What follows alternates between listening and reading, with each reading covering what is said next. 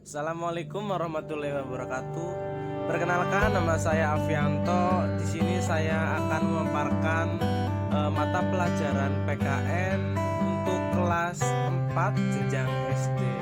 Adapun materi yang akan saya sampaikan yaitu Pancasila sebagai nilai kehidupan. Adapun materi Pancasila sebagai nilai kehidupan yang akan kita bahas, yang pertama yaitu sejarah perumusan Pancasila, yang kedua nilai kebersamaan dalam proses perumusan Pancasila, dan yang terakhir meneladani sikap kebersamaan dalam musyawarah. Untuk poin A, sejarah perumusan Pancasila, yang akan dibahas yang pertama pembentukan PPUPKI, kedua proses perumusan dasar negara Indonesia, dan yang ketiga sidang PPKI. Sejarah perumusan Pancasila diawali pembentukan PPUPKI pada tanggal 29 April tahun 1945. Pemerintah Jepang membentuk PPUPKI atau singkatannya Badan Penyelidik Usaha-Usaha Persiapan Kemerdekaan Indonesia, atau dalam bahasa Jepangnya Dokuritsu Junbi Chosakai. PPUPKI diketuai oleh Rajiman Medio Diningrat dan Wakil Ketua 1 Ichibamase Yoshio, serta Wakil Ketua 2 yaitu Raden Panji Soeroso. PPUPKI tersebut beranggotakan 63 anggota aktif yang dari berbagai kalangan, ada dari suku, agama, dan ras. Selain itu ditambah 7 anggota pasif. Di sini 7 anggota pasif itu perwakilan dari Jepang yang tidak memiliki hak suara. PPUPKI tersebut dilantik pada tanggal 28 Mei tahun 1945 oleh Legend Umaichi Harada di gedung Kyosangoin. Nah, PPUPKI dibentuk dengan tujuan yaitu untuk menyelidiki kesiapan bangsa Indonesia dalam menyambut kemerdekaan dan membentuk pemerintahan sendiri yang merdeka, untuk intinya. Selanjutnya yang kedua, proses perumusan dasar negara. Jadi dasar dari pembentukan suatu negara adalah adanya dasar negara. Suatu dasar negara harus dirumuskan terlebih dahulu sebelum berdirinya negara. Jadi betapa pentingnya rumusan dasar negara ya, karena ini tuh awal mulanya berdirinya suatu negara. Pada perumusan dasar negara ada beberapa agenda. Yang pertama itu ada sidang pertama PPUPKI. Nah, sidang ini berlangsung pada tanggal 29 Mei sampai 1 Juni tahun 1945. Pada sidang pertama PPUPKI membahas rumusan dasar negara. Nah, dalam sidang pertama ini ada 3 tokoh pidato yang rumusannya itu dicantumkan, dipaparkan oleh 3 tokoh tersebut. Yang tokoh pertama yaitu Asas Dasar Muhammad Yamin pada tanggal 29 Mei. Yang pertama, asas yang disampaikan Muhammad Yamin: peri kebangsaan, peri kemanusiaan, peri ketuhanan, peri kerakyatan, dan yang terakhir kesejahteraan. Adapun asas dasar Supomo tanggal 31 Mei tahun 1945 menyampaikan pada pidatonya yaitu persatuan, kekeluargaan, keseimbangan lahir batin, musyawarah, dan yang terakhir keadilan sosial. Dan tokoh yang ketiga yang memberikan pidato rumusan dasar negara yaitu Insinyur Soekarno pada tanggal 1 Juni 1945. Adapun asas dasar yang disampaikan Insinyur Soekarno, yang pertama kebangsaan Indonesia, yang kedua internasionalisme dan peri kemanusiaan, yang ketiga mufakat atau demokrasi, yang keempat kesejahteraan sosial, dan yang terakhir ketuhanan yang Maha Esa. Nah, jadi 3 tokoh tersebut yang memberikan pidato tentang rumusan dasar negara pada sidang pertama PPUPKI. Dari sidang pertama BPUPKI tersebut dari 3 tokoh itu pada hari ketiga BPUPKI, tepatnya tanggal 1 Juni 1945, Insinyur Soekarno menyampaikan pidatonya di hadapan peserta mengenai dasar negara, dan beliau Insinyur Soekarno memberikan nama asas dasarnya, yaitu diberi nama Pancasila, di mana Pancasila itu terdiri dari arti panca dan sila. Panca yang artinya 5 dan sila yang artinya dasar atau asas.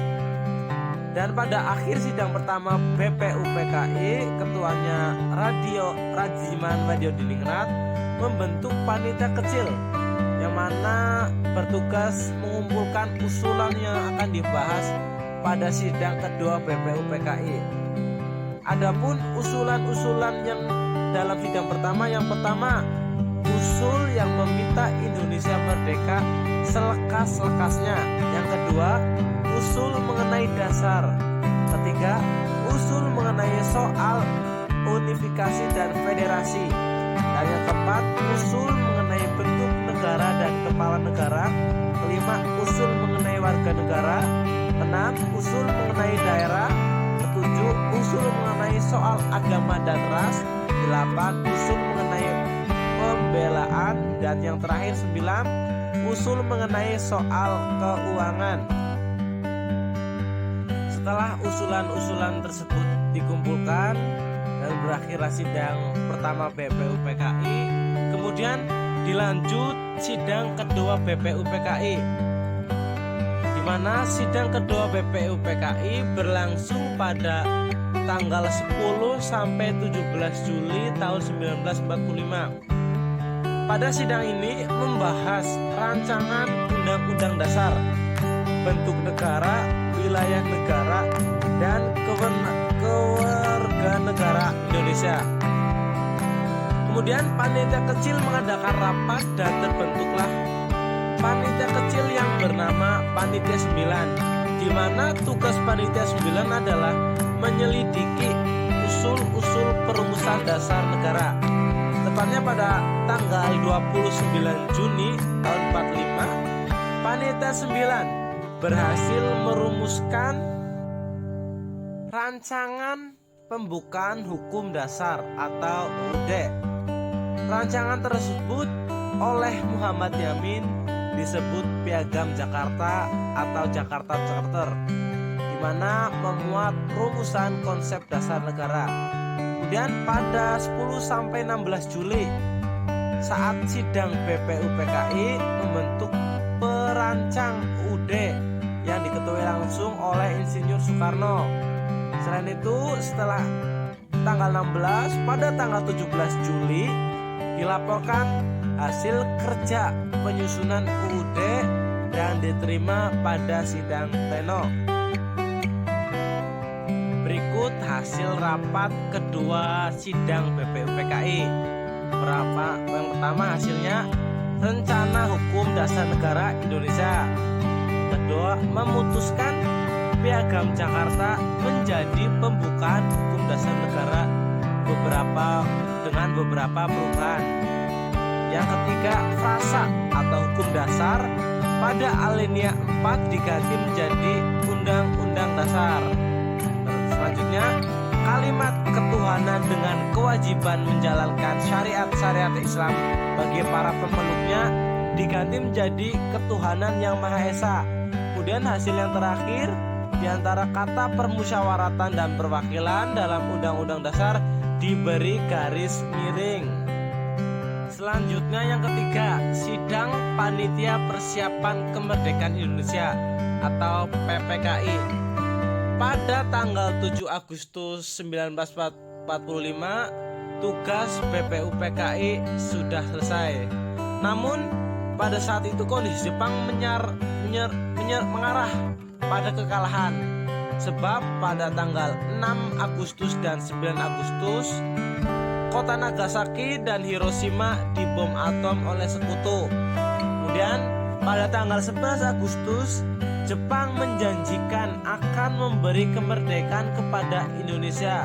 dengan membentuk PPKI atau dalam bahasa Jepangnya Dokuritsu Junbi Inkai. Selain itu pada tanggal 14 Agustus 1945 Jepang menyerah kepada sekutu dan terjadilah kekosongan pemerintah di Indonesia. Kesempatan emas ini tidak disia-siakan oleh bangsa Indonesia. Insinyur Soekarno pada saat itu langsung mengumumkan Indonesia akan merdeka secepat mungkin. Sebagai buktinya, PPKI yang beranggotakan 21 orang ditambah 6 orang menjadi 27 anggota, di mana dari 27 anggota PPKI tersebut terdiri dari Ahmad Subarjo, Mr. Supomo, Rajiman Medio Diningrat, Suroso Sutarjo, Kiai Haji Abdul Wahid Hasim, Ki Bagus Hadi Kusumo, Oto Iskandar Dinata, Suryo Haijoyo, Abdul Qadir, Paruboyo, Yap Tijwa Van Bing, Ratu Harhari, Dr. Amir, Abdul Abbas, Teku Muhammad Hasan, Hamdani, Sam Ratulangi, Andi Pangeran, Ki Gusti Ketut Puja, Wiranata Kusuma, Ki Hajar Dewantara, Kasman Singo Dimejo, Sayuti Melik, dan Iwan Kusuma Sumatri. Kemudian pada tanggal 8 Agustus PPKI menggelar sidang pertama. Dengan hasil rapat yang pertama, Undang-Undang Dasar 45 disahkan. Kemudian merevisi Piagam Jakarta, Soekarno dan Muhammad Hatta diangkat sebagai presiden dan wakil presiden, terus membentuk Komite Nasional. Kemudian pada tanggal 19 Agustus PPKI menggelar sidang yang kedua dengan hasil rapat. Pertama, Indonesia dibagi menjadi 8 provinsi, dan B, dibentuk Komite Nasional Daerah, dan yang terakhir dibentuk Departemen dan Menteri. Setelah itu pada tanggal 22 Agustus PPKI menggelar sidang yang ketiga dengan hasil rapat membentuk Komite Nasional Indonesia Pusat KNIP, kemudian perencanaan membentuk Partai Nasional Indonesia PNI, dan yang terakhir dibentuk Badan Keamanan Rakyat atau BKR. Nah, adapun isi dari Piagam Jakarta bisa kalian lihat di situ, isi dari Piagam Jakarta ya. Dan di situ tertulis pada disahkan di Jakarta pada tanggal 22 Juni tahun 1945. Nah, itu tadi poin yang pertama, sejarah perumusan Pancasila. Poin yang selanjutnya yaitu nilai kebersamaan dalam proses perumusan Pancasila.